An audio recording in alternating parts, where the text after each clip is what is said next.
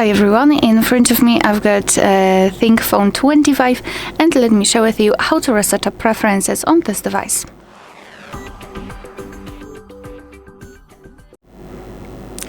So let's start with opening the settings, and right here we have to scroll and find the section with apps, so let's tap.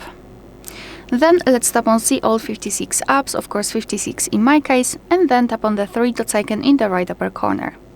Then tap on Reset Up Preferences, and here your device is informing you what it will actually reset, so among others disabled app notifications and any permission restrictions.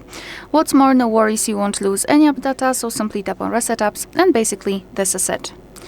Alright, so that'll be all. Thank you so much for watching. Please hit the subscribe button and leave the thumbs up.